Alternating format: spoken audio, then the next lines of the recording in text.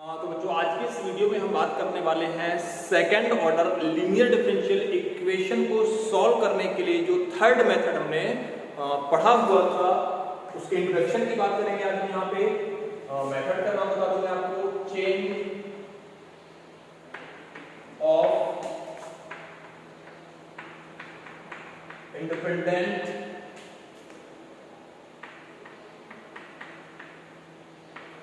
Variable. ये कौन सा बच्चों आपका third method, change of independent variable. तो सबसे पहले आपको क्या करना है, जो भी इक्वेशन आपको क्वेश्चन में मिलती है उस इक्वेशन को आप क्या करेंगे, जो आपकी जर्नल इक्वेशन होती है, जो स्टैंडर्ड इक्वेशन होती है, उसके साथ आप क्या करेंगे, कंपेयर करेंगे। तो फर्स्ट स्टेप अगर हम बात करें तो स्टेप फर्स्ट है हमारा comparing given equation with d square y upon dx square p dy upon dx plus qy equal to r। इस इक्वेशन के साथ आप क्या करेंगे, जो भी इक्वेशन दी हुई है उसको आप क्या करेंगे, कंपेयर करेंगे। कंपेयर करते ही आपको क्या मिलने वाला है, यहां से p और आपको q मिलने वाला है, यहां से क्या मिलने वाला बच्चों आपको r। चलिए अब इसके बाद जो सेकंड स्टेप है अगर उसकी हम बात करें तो लेट चूजिंग इंडिपेंडेंट वेरिएबल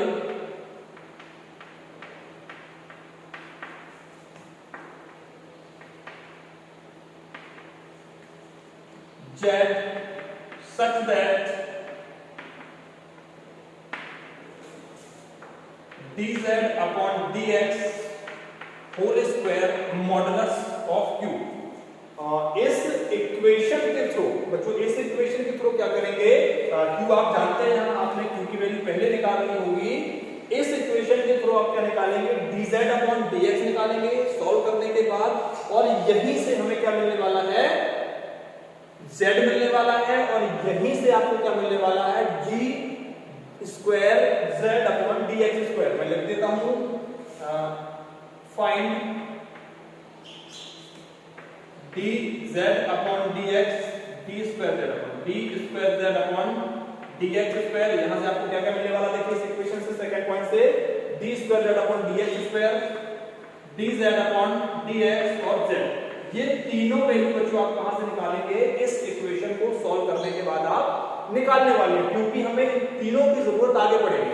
चलिए थर्ड स्टेप की अगर हम बात करें यहां पे, now change the independent variable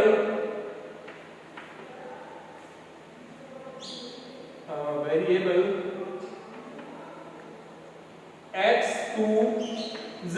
देखिए यहाँ पे ये स्टेप इंपॉर्टेंट है।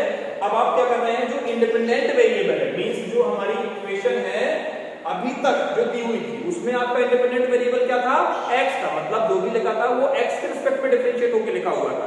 लेकिन यहाँ पे हमने क्या किया, जो इंडिपेंडेंट वेरिएबल है, मतलब कौन सा है इंडिपेंडेंट वेरिएबल x, उसको यहाँ पे हमने चेंज कर लिया है, किसमें, z में। किसमें चेंज कर लिया बच्चों, यहाँ पे z में चेंज कर लिया। तो जो नई इक्वेशन हमारी आएगी, d square y upon dz square plus p1 dy upon dz plus q1 y equal to r1। देखिए पहले जो इक्वेशन लिखी थी उसमें जो इंडिपेंडेंट वेरिएबल था वो क्या था, आपका x था, और यहाँ पे हमने जैसे ही इंडिपेंडेंट वेरिएबल चेंज किया तो यहाँ पे देखेंगे बहुत सारी चीजें आपकी बदल जाएंगी। देखिए यहाँ पे d square y upon dz square और प्लस p1, p की जगह यहाँ पे क्या आ गया आपका p1 आ गया, dy upon dz plus q की जगह क्या आ गया यहाँ पे q1 y इक्वल टू आपका r1। तो इसके हिसाब से अब यहाँ पे p1 q1 और r1 को आपको निकालना पड़ेगा। तो अगर मैं बात करूं, we have p1 equal to, यहाँ पे p1 जो है आपका वो क्या हो जाएगा, P1 के लिए फॉर्मूला है आपका dz upon dx square plus p dz upon dx whole upon यहाँ पे dz अपॉन dx का होल स्क्वायर। ये देखिए पहला q1 का जो फॉर्मूला है बच्चों यहाँ पे q upon dz upon dx का होल स्क्वायर, और यहाँ पे आपको r1 की अगर बात करें तो r1 इक्वल टू आपको लिखना है dz upon dx whole square. देखिए p1 d square z upon dx square plus p dz upon dx whole upon dz upon dx का होल स्क्वायर आ गया। q1 equals to q upon dz upon dx का whole square और r1 equals to r upon dz upon dx का whole square. अब आप यहां से क्या करेंगे p1 और यहां से आप q1 और यहां से आप क्या निकालेंगे बच्चों r1 की वैल्यू निकालेंगे। देखिए मैंने ऊपर आपको जो सेकंड आपका स्टेप था उसमें समझाया था कि इस इक्वेशन के सहारे आप क्या करेंगे यहाँ पे d square z upon dx square dz upon dx और z ये जो निकालेंगे उसका आप यहाँ देखिए यूज करने वाले d square z upon dx square dz upon dx। तो यहाँ पे जैसे ही आप क्या करेंगे इस थर्ड स्टेप में p1 q1 और r1 की वैल्यू निकालते हैं, उसके बाद इस इक्वेशन देखिए ये इक्वेशन आपकी आई है, इस इक्वेशन को आप क्या करेंगे सॉल्व करेंगे और जो फाइनल आंसर निकलेगा y इक्वल टू है ना उसको निकालेंगे। तो आई होप आपको ये इंट्रोडक्शन समझ में आया होगा। आप कुछ क्वेश्चंस की अगर हम बात करें क्वेश्चन की बात करें तो x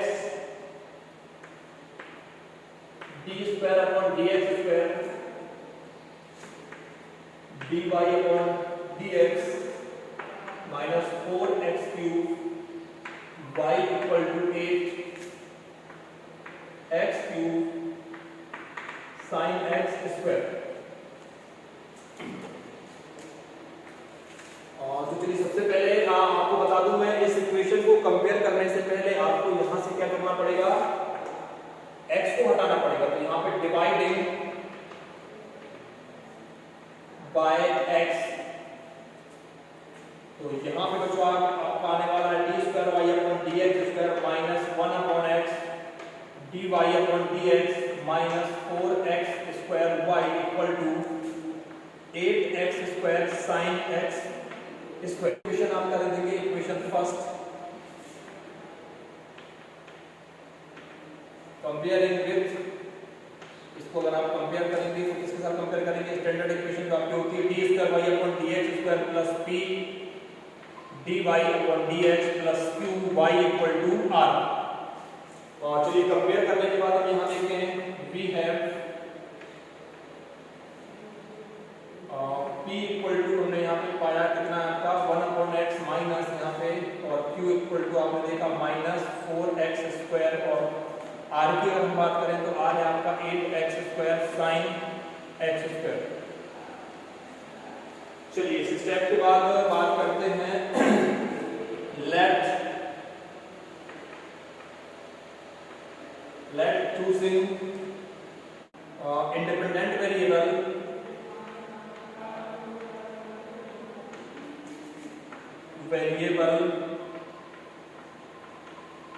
z। तो आपका आएगा यहाँ पे dz अपॉन dx का whole square equals to modulus of q।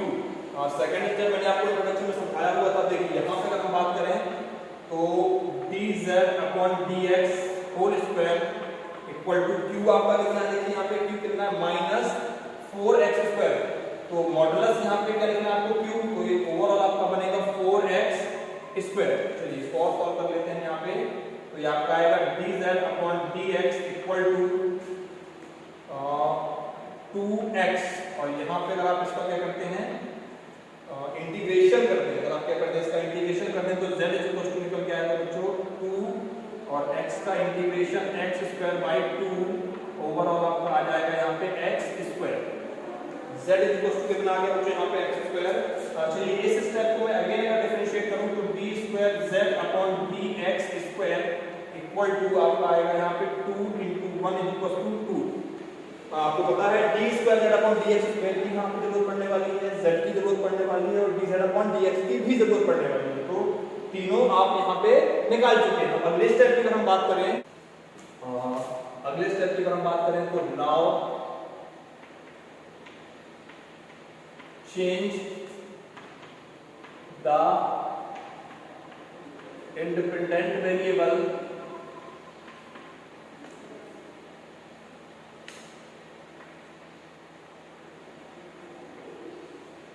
now change the independent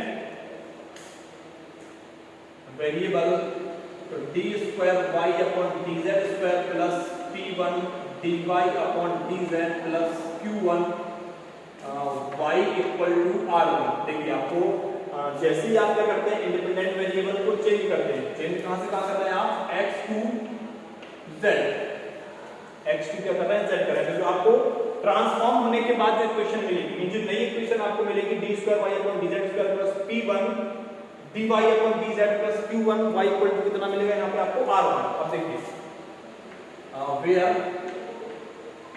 p1 का फॉर्मूला आप जानते हैं क्या हो जाएगा आपका d square z upon dx square plus p dz upon dx upon dz upon dx का होल स्क्वायर। तो चलिए यहाँ पे निकालते चलते हैं साथ में।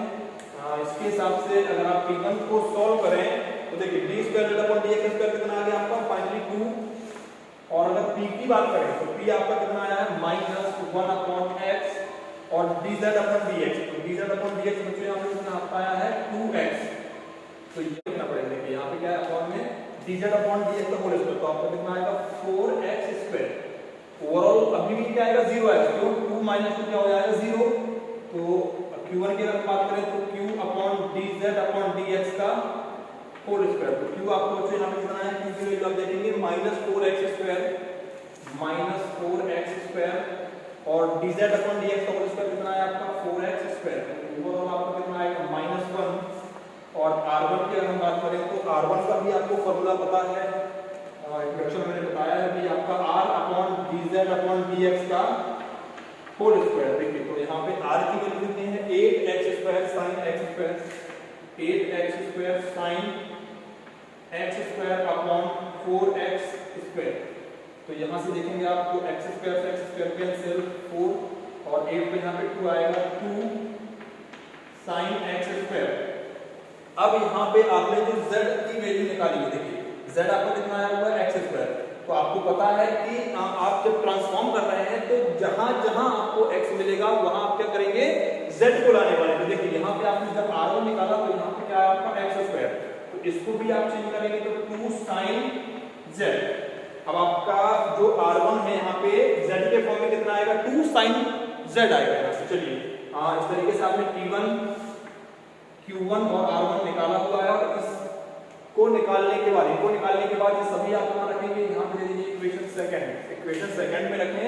और तो d square y upon dx square, ये आपका p1 की वैल्यू आपको यहाँ पे कितनी आई है 0 आ गई है। तो ये जो स्टेप है आपका अब ये खत्म हो जाएगा आपका, और इसका q1 आपका -1 तो -y इक्वल टू यहाँ पे z के फॉर्म में यहाँ पे लिखेंगे आप z स्क्वायर। r1 कितना है आपको 2 sin z। चलिए इस इक्वेशन को अगर हम देखें तो इसको आप लिख सकते हैं क्या d स्क्वायर और -1 y equal to 2 sin z, 2 sin z। यहाँ पे d अपॉन dz की जगह मैंने क्या लिखा कैपिटल D है ना। ये कैपिटल D जो है ये प्रकार से जब आप यहाँ पे लिखते हैं तो सिंबल रिप्रेजेंटेशन कहलाता है ना। इस यहाँ से यहाँ अगर आप लिख लेते हैं तो थोड़ा सा सॉल्व करने में आपको मदद और मिल जाती है। चलिए इस इक्वेशन को सॉल्व करने के लिए इट्स एक्सिलरी इक्वेशन इसकी जो एक्सिलरी इक्वेशन वो क्या कहलाएगी आपकी m स्क्वायर -1 इक्वल टू 0, और यहाँ से आपका जो m आने वाला है ±1। तो CF आपको बच्चों कितना आएगा, एक्सिलरी इक्वेशन आपको पता है, एक्सिलरी इक्वेशन जब आप निकालते हो तो d की जगह m, y means dependent variable की जगह 1, और जो सामने लिखा है उसकी जगह हमें क्या लिखना पड़ता है 0 लिखना पड़ता है। उसके हिसाब से हमने क्या किया इसको सॉल्व करा, तो यहाँ से जो रूट्स हैं आपके है ना वो निकल के आ गए। कैसे आए रूट्स आपके यहाँ पे रियल एंड डिस्टिंक्ट। उसके साथ CF आपका निकलेगा C1 e की power m1z plus C2 e की पावर m2z। चलिए रखिए यहाँ पे तो C1 e की पावर -z और C2 e की पावर z। यहाँ पे भी अगर आप z की वैल्यू रखें तो फाइनली आपका बनने वाला है ये क्या C1 e की power -x square plus C2 e की पावर एक्स स्क्वायर। CF आप निकाल चुके हैं। बात करते हैं आगे PI की। PI 1/FD मींस ये देखिए, ये आपका कहलाता है FD और ये कहलाता है Q। तो D स्क्वायर माइनस 1 और यहाँ पे 2 साइन Z। और चलिए थोड़ा इसको सॉल्व करते हैं। अब आपको साइन AX और cos AX के फॉर्मेट के बारे में बता दूं कि जहां जहां D स्क्वायर होता है वहां आप क्या लिखते हैं, माइनस A स्क्वायर लिखते हैं। तो यहाँ पे अगर आप A की बात करें तो A की वैल्यू कितनी है इसके हिसाब से, तो Z के साथ लिखा हुआ है। तो Z के साथ क्या है आपका 1 आप मानेंगे, तो 2 आपका बाहर आ गया और यहाँ पे आएगा फॉर्मूला भी यहाँ पर लिख देता हूँ, यहाँ पे 1/FD square sine AX equal to आप लिखते हैं 1/माइनस A स्क्वायर और साइन AX। देखिए ये आपका फॉर्मूला मैंने लिख दिया यहाँ पे, जिसके हिसाब से आप क्या करेंगे, इसको सॉल्व करेंगे। तो 2 आपने यहाँ पे कांस्टेंट बाहर ले लिया है और देखिए जहां जहां D स्क्वायर और माइनस A स्क्वायर, तो -1 स्क्वायर, क्योंकि A की वैल्यू यहाँ पे कितनी है, ये देखिए यहाँ पे जो लिखा है इसको आप क्या बोलते हो, A बोलते हो। तो यहाँ पे Z के साथ क्या है 1। तो देखिए यहाँ पे -1 स्क्वायर और ये -1 पहले से, और यहाँ पे आपका आएगा साइन Z। तो फाइनली आपका 2/-2 और यहाँ पे क्या आएगा साइन Z -2 अपॉन में आपका आ गया, तो 2 से 2 कैंसिल, आपका फाइनली क्या आ गया माइनस साइन Z। और यहाँ पे भी अगर आप Z की वैल्यू रखें तो माइनस साइन X स्क्वायर। ये देखिए ये आपका बच्चों यहाँ से PI निकल आया। अब अगर आप फाइनल सॉल्यूशन देखें तो जो रिक्वायर्ड सॉल्यूशन है, रिक्वायर्ड सॉल्यूशन इज आपका आएगा y equal to CF plus PI। तो CF आप पहले ही निकाल चुके हैं, C1 e की power minus x square plus C2 e की पावर x स्क्वायर, और आपका PI जो है ये भी आ गया माइनस साइन x स्क्वायर। और यही कहलाएगा बच्चों आपका फाइनल सॉल्यूशन। चलिए क्वेश्चन की अगर हम बात करें तो cos x d square y/dx square plus sin x dy/dx minus 2 cos cube x y equal to 4 cos 5x। जो क्वेश्चन की अगर हम बात करें यहाँ पे, तो आपको पता है सबसे जो पहला स्टेप होता है उसमें आप क्या करते हैं, जो स्टैंडर्ड इक्वेशन होती है आपकी second order linear differential equation में, उसके साथ आप जो भी इक्वेशन हमें दी हुई है उसको क्या करते हो, आप कंपेयर करते हो। तो कंपेयर करने से पहले हमें क्या करना पड़ेगा, यहाँ से cos x को हटाना पड़ेगा। तो यहाँ पे आप लिखेंगे डिवाइडिंग बाय cos x, तो जो आपकी इक्वेशन आएगी d square y upon dx square plus, अब देखिए यहाँ पे sin x upon cos x की अगर बात करें तो यहाँ बनने वाला है आपका tan x dy upon dx minus 2। अब यहाँ पे क्या लिखा है cos क्यूब x, तो यहाँ पे अगर आप cos x से डिवाइड करेंगे तो क्या बनेगा cos square x y equal to 2 cos 4x। यहाँ लिखा है 5x, cos की पावर 5x लिखा हुआ है, जैसे आप cos से डिवाइड करेंगे तो क्या बनेगा 2 cos की पावर 4x बनने वाला है ना। इस इक्वेशन को आप इक्वेशन फर्स्ट दे दीजिए और इसी इक्वेशन को हम क्या करने वाले हैं, कंपेयर करने वाले हैं। Comparing equation first with d square y upon dx square plus p dy upon dx plus q y equal to r। We have, आप यहां देखेंगे कि जो p की वैल्यू में कितनी आ गई, कंपेयर करने के बाद 10x, जो q है आपका कितना निकल के आ गया माइनस 2 cos स्क्वायर x, और यहाँ पे अगर आप देखें तो r आपका निकल के आया बच्चों कितना, यहाँ पे r की वैल्यू है 2 cos 4x। ये देखिए ये आपका p निकल आया और आपका ये q और आपका ये क्या है r। चलिए अगले स्टेप की बात करें। Now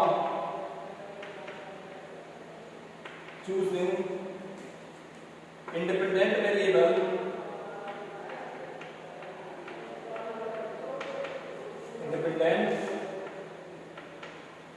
variable z। तो यहाँ पे कुछ लिखेंगे आप dz upon dx। Second step आपका मैं इसको बता चुका हूं इंट्रोडक्शन में, मॉडुलस ऑफ q। तो यहां पे आपका बच्चों आएगा dz upon dx whole square, और q की जो वैल्यू है कितनी आपकी -2 cos स्क्वायर x। अब मॉडुलस की वजह से आपका क्या आने वाला है, पॉजिटिव आने वाला है। यहां पे आप लिखेंगे 2 cos स्क्वायर x, dz अब यहां पे dz अपॉन dx स्क्वायर अगर आप इधर लाते हैं तो आपका आएगा 2 cos x, और यहां से अगर हम z की वैल्यू निकालें तो इसका अगर आप इंटीग्रेशन कर देंगे तो आपका आएगा z √2 sin x। ये देखिए यहां पे आपने क्या किया हुआ है, z की वैल्यू निकाल ली। अगर आप अगेन डिफरेंशिएशन कर दें यहां पे तो आपको क्या आएगा बच्चों, d square z upon dx square. इस इक्वेशन का अगेन डिफरेंशिएशन तो -√2 और sin x। तो हमें ध्यान रखना है d square z upon dx square हमने निकाल दिया यहां पे, dz अपॉन dx और z। थर्ड स्टेप की अगर बात करें तो यहां पे now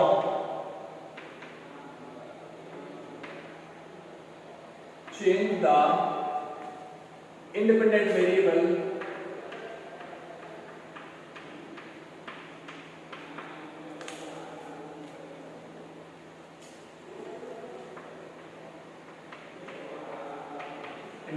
variable x to z, the transform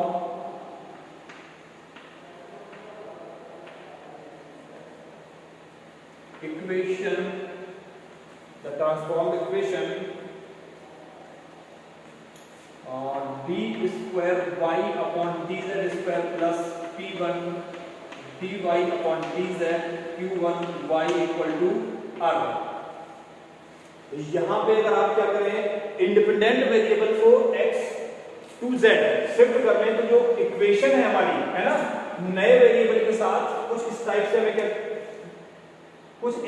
equation हमें क्या होता है, दिखाई देती है आपका d square y upon dz square plus p1 dy upon dz plus p1 y equals to r1। यहां पे आपका अब बात करते हैं अपन p1 की जो वैल्यू है आपकी वो निकालने के लिए आपके पास एक फॉर्मूला होता है d square z upon dx square plus p dz upon dx upon dz upon dx whole square. और बात करते हैं यहाँ पे q1 की जो वैल्यू है जो उसको निकालने के लिए आपके पास फॉर्मूला होता है q upon dz upon dx का होल स्क्वायर, और r1 इक्वल टू फॉर्मूला होता है आपका r upon dz upon dx whole square.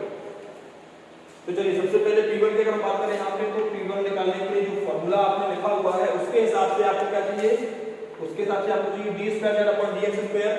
यहां से अगर आप देखें तो d square z upon dx square भी निकल आया आपका, और ये dz अपॉन dx भी निकल आया है ना, dz अपॉन dx। चलिए देखते हैं यहाँ पे क्या आएगा, -√2 sin x, -√2 sin x और प्लस p की वैल्यू कितनी है आपका tan x, और यहाँ पे dx dz अपॉन dx देखिए √2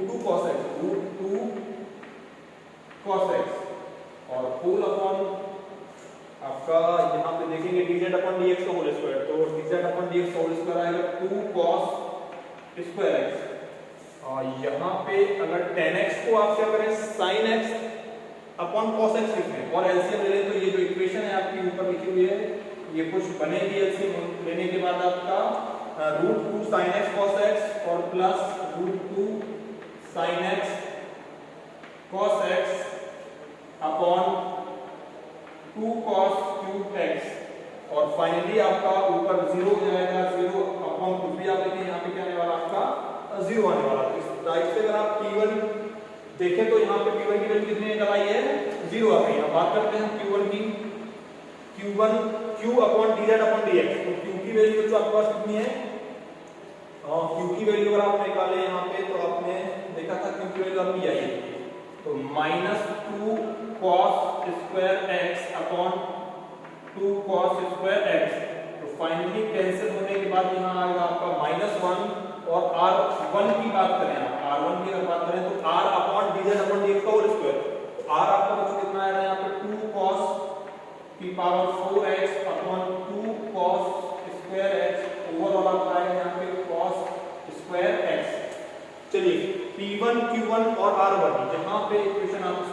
सेकंड। ये तीनों वैल्यू उठा के हमें क्या रखना है, इक्वेशन सेकंड में रखना है, और जो इक्वेशन सेकंड है उसको आप क्या करेंगे फिर फाइनली सॉल्व करेंगे। फ्रॉम इक्वेशन सेकंड वैल्यू रखने का यहाँ पे तो क्या आएगा d square y upon d z square, और आपका P1 की जो वैल्यू है वो क्या आ गई, यहाँ पे 0 आ गई, तो ये स्टेप आपका खत्म हो जाएगा। Q1 की वैल्यू कितनी आई है -1, तो यहाँ minus y equal to r कितना बचा है आपका cos square x, cos square x। यहाँ पे देखिए आप देखेंगे कि जब आपने यहाँ पे जो वेरिएबल इंडिपेंडेंट वेरिएबल शिफ्ट कर लिया है तो जो भी यहाँ पे x के टर्म है, जो x के फॉर्म में जो टर्म आ रहे थे उन सबको हमने काय में चेंज करना होता है z में। तो देखिए यहाँ तो आपने z कर लिया, लेकिन यहाँ पे क्या लिखा है cos स्क्वायर x, इसको हम लिखेंगे 1 माइनस sin स्क्वायर x, और z की वैल्यू मैं बता दूं आपको z आप निकाल चुके हैं √2 sin x। तो अगर आप क्या करते हैं इसका स्क्वायर कर देते हैं, स्क्वायर इन बोथ साइड्स, तो आपका आएगा यहाँ पे z square equals to 2 sin square x, और यहाँ से sin स्क्वायर x अगर आप निकालेंगे तो बनाएगा z स्क्वायर बाई 2।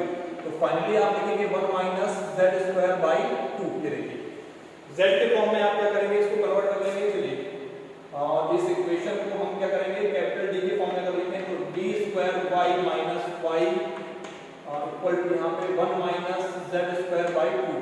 यहाँ पे नोट कर दूं आपको, ये कैपिटल D के फॉर्म में जो हमने लिखा हुआ है इसमें d अपॉन dz, तो हमने क्या लिख किया हुआ है कैपिटल D, और ये बनेगा आपका d square minus 1 y equal to 1 minus z square by 2। अब इस इक्वेशन को आप क्या करेंगे सॉल्व करेंगे। इसको सॉल्व करने के लिए हम क्या करेंगे, इसका ऑक्सिलरी फॉर्म निकालेंगे पहले, है ना। तो यहाँ पे it's auxiliary equation is m square minus 1 equal to 0। अब ऑक्सिलरी में आपको पता है d की जगह क्या हो जाता है m हो जाता है, और जो डिपेंडेंट वेरिएबल है उसकी जगह आप क्या पुट करते हैं 1, और जो आपका ये यहाँ पे सामने जो q है ना इसकी जगह आप लिख देते हैं 0। ये आएगा आपका m स्क्वायर माइनस 1, q आपका हो जाएगा यहाँ पे 0, और y की जगह क्या जाएगा 1। तो फाइनली अगर बात करें यहाँ पे तो m की जो वैल्यू है आपकी निकल के आएगी प्लस माइनस 1, और इसको आप लिख सकते हैं माइनस 1 और प्लस 1। मतलब यहाँ से जो आपके रूट्स आए हैं ये कैसे आए हैं, रियल एंड डिस्टिंक्ट। इसके हिसाब से अगर CF की बात करें तो CF इक्वल टू आपका आने वाला है C1 e की power m1z plus C2 e की पावर m2z। चलिए यहाँ पे रखिए C1 e की पावर माइनस z और C2 e की पावर z। अब वापस से आपको z को x के टर्म में लिखना है, तो C1 e की power minus √2 sin x plus C2 e की पावर √2 sin x। ये देखिए आपने वापस से x के टर्म में जो CF है इसको निकाल लिया। अब बात करते हैं बच्चों यहाँ पे PI की, तो PI निकालने का जो फॉर्मेट है आप जानते हैं,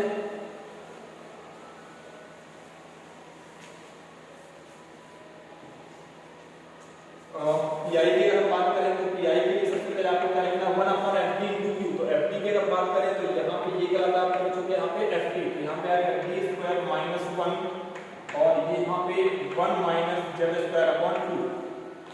चलिए इसको सॉल्व करते हैं हम। तो सबसे पहले आप क्या करेंगे, यहाँ पे अगर आप देखें तो दो टर्म में लिखा हुआ है, तो आपका यहाँ पे है ना ये वैल्यू है आपकी कितने टर्म में, दो टर्म में। तो इसको आप क्या करेंगे सेपरेट पहले अगर हम इसको लिखें तो आप लिख सकते हैं यहाँ पे d स्क्वायर माइनस 1। अच्छा ये जो 1 लिखा हुआ है इस 1 को मैं एक फॉर्मेट के हिसाब से लिखूंगा e की पावर 0 है। देखिए e की पावर 0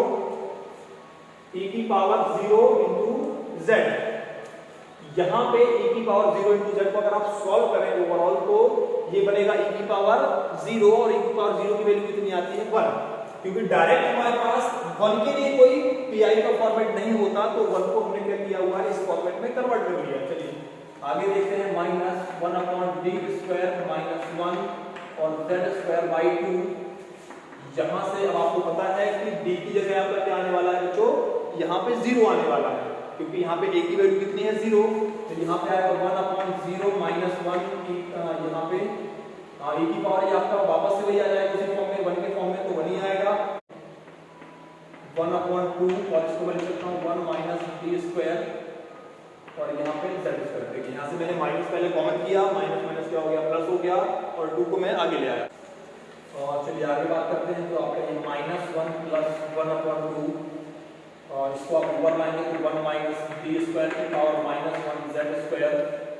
अगर इसकी बात करें तो जो ये भी एक पीआई का फॉर्मेट होता है, इसके लिए फॉर्मूला मैं आपको बता देता हूँ, 1 माइनस एक्स की पावर माइनस 1, इसको लिखते हैं आप 1 प्लस X square plus S S S, यहाँ पे minus 1 plus 1/2 1 plus D square D की power 4 plus S S S Z square और माइनस 1 प्लस 1/2 जेड स्क्वायर का मल्टीप्लाई करेंगे तो यहाँ पे आएगा Z square plus D square का मतलब दो बार डिफरेंशिएशन किसके रिस्पेक्ट में, जेड के रिस्पेक्ट में। तो यहाँ पे आएगा दो बार डिफरेंशिएशन करने के बाद जेड स्क्वायर का दो बार डिफरेंशिएशन करने के बाद क्या आएगा, यहाँ पे 2 आएगा और यहाँ पे फिर क्या आएगा आपका 0 plus S S S D की पावर 4 मतलब 4 बार डिफरेंशिएशन। तो जेड स्क्वायर का दो बार डिफरेंशिएशन नहीं हो सकता, उसके बाद क्या हो जाएगा 0।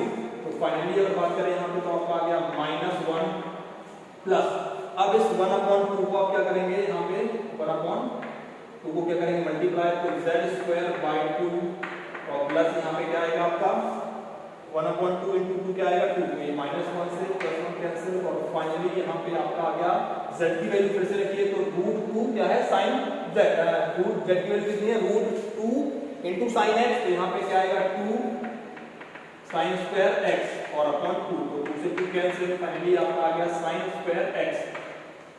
तो अब बच्चों पीआई निकालने के बाद फाइनल सॉल्यूशन की बात करें तो required solution is y equal to CF plus PI।